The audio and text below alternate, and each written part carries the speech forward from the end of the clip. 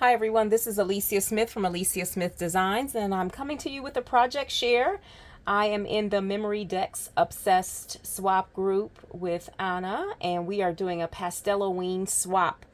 I am generally not a Halloween crafter at all, but for some reason this year I just said I'm going to do something different and try something new. And so here I am. And so we were to create a clipboard that had one hanging element, a sequins mix, and a Memdex. And we were in groups of 3, but I made 4, one for Anna. And so there's not a lot that we had to do, but I kind of did the most in some cases, which in some other projects too. So here we are. This is the finished project here. Sorry for the glare. I will take this apart a little bit for you so you can see. I had these bulldog clips that I've had in my stash for a couple years, and they matched. I don't usually do a lot of purple, and I didn't have any Halloween, so, or any Halloween anything. So, and I'm also on a crafty no spend. Well, at least let's just say 80% crafty no spend. So I did buy this paper because I wanted to have some sort of inspiration for it. So I felt like it was a little pasteloweeny, that kind of thing. And I bought this glitter paper. I pulled out my beads, and I did go to Hobby Lobby, Dollar Tree, and they had these skulls, and they were just these plain decorative fillers. And I poked a hole in it. I have some long jewelry, whatever they're called, these pieces that you can stick through. You can see where I stuck the hole through and went through, and attached some beads from my stash. I put some with glue gun. I put some bling in his eyes, and then these are just beads I already had from my stash, and pulled out some purple. I don't generally have a lot of purple, but I pulled out what I had, and I created this little hanging element. I thought it turned out pretty cute. The skull already had glitter or some shimmer to it, so we went with it. And then for the sequins mix, I had these containers also from Dollar Tree. I found some purple washi tape in my stash. Who knew? I had some purple netting, and I just made a little rosette. And then from Pinterest, I found these images. And I don't remember where I got them, but I found these images of just random Halloween stuff and printed these off and attached, cut that circle out and attached it to the little rosette, put it on top of the sequins mix, and went from there. And so there are, a variety of little images on there. For the clipboard, using cereal boxes, that kind of thing, I matted I only had one piece of this, so it is what it is. So this one has a little bit more of a matting than the others, but it turned out fine. And those images, I printed them out in small and larger, cut those circles out. And this turquoise back here are just little circles with a, I have a 5/8 punch. And when you do a lot of Cricut cutting, you have all of those scraps, but they're not really usable. So I just cut them in circles and used it to back. And if it was jagged, it was fine because I felt like it was Halloween. It could be jagged.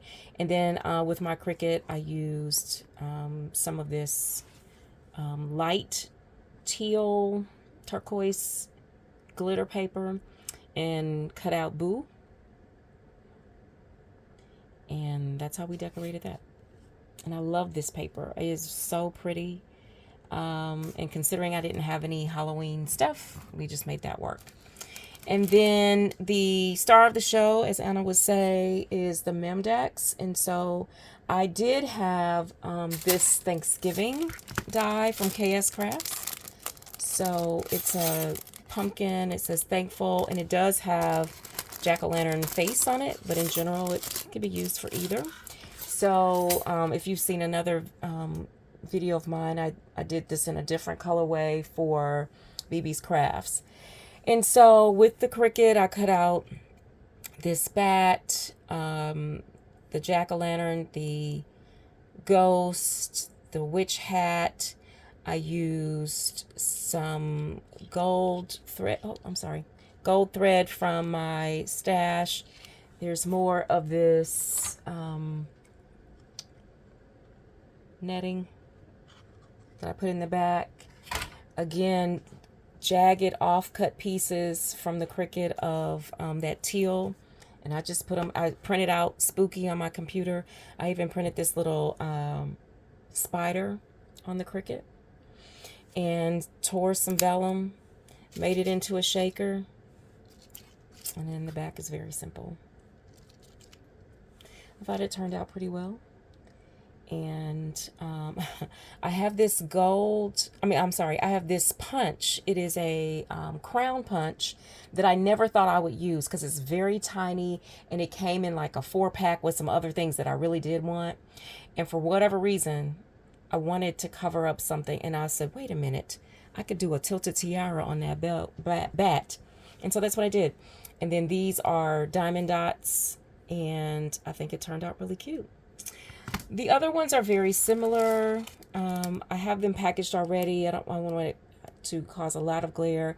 On this one, though, the purple paper, I did find that I had a Stampin' Up! Set that had like stamps from holidays across the entire year. And it had a bat and a spider web. So I embossed the paper first and then cut it out. I didn't think to do that on this one, but I like how that turned out. So I kind of made my own paper back there. That's the first time I'd ever done that. And this one is very similar as well. That moon shape also on the Cricut.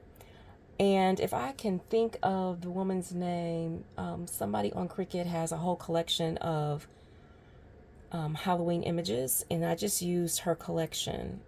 The name almost came to me. If I can think of it, I'll put it in the description box. But it was very simple to cut out. And then I was like, well, Anna hasn't requested a lot of stuff from us this time, so I wanted to try my hand at some things. So again, those images, I cut them out, and then I used a 1.25 punch, and then I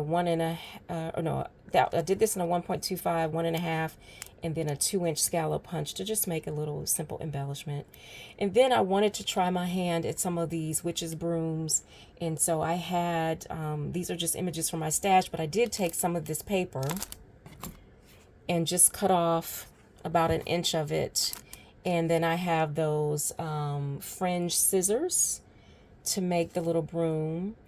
This Bodabra wire, usually, this is it here. Turn it so you can see it.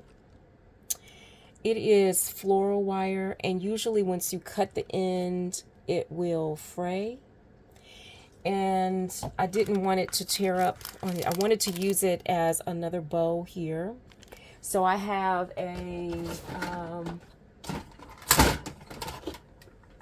this Fiskars bow punch. And so that's what the black is made of. And then I wanted a little lighter something behind it. And I chose the Bodabra wire. And instead of just letting it fray, I threaded a piece of one of the larger pieces of the Dollar Tree seed beads, some of the bigger seed beads that I just happen to have in my stash in black. And then I took the glue gun and just put a little dot, I hope you can see it, the little dot of glue on the bottom. Let it dry, and it's its own little seal. I thought that was really cool. And then I put some bling from my stash on that one. This is the Stampin' Up! Apple punch. Apple could be pumpkin, that kind of thing. I was just doing some stuff in the car and did that. And then I watched Christian's Crafty Adventures, and she just said, oh, you could just turn the apple punch upside down and make the pumpkin. I didn't even think of that. So it's an apple for me, but I'm going to do that when I get a chance. And then on the back, again, doing the most on the Cricut, I found this image of a tombstone, and I cut it out and I backed it in purple, and then decided to put some gold glitter on the bottom, which I had never done before. And so I like how that turned out. So every one of my partners is going to get a little collection of embellishments. And then inside of those collections, I saw on Pinterest, you know how you do, you just keep doing stuff, these little candy corn pieces, and these are just 3 circle punches stacked on top of each other and then cut apart. And so I've sprinkled those in the little packets as well. And I'm really happy with how it all turned out. I wasn't sure what I was going to do about how I was going to attach this sequins mix. So this is what I came up with. It is attached on one of these little ribbon clamps.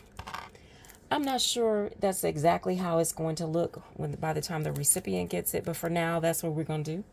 We'll see. You can check my Instagram to see what we settled on. But in general, I'm really happy with how this turned out. It seems like it took me like 8 years to do it, and I don't know if that's because I don't typically do Halloween. I couldn't quite get myself together, but I worked on this a long time. But I'm pretty happy with how it all turned out. So thanks for tuning in. I appreciate you stopping by.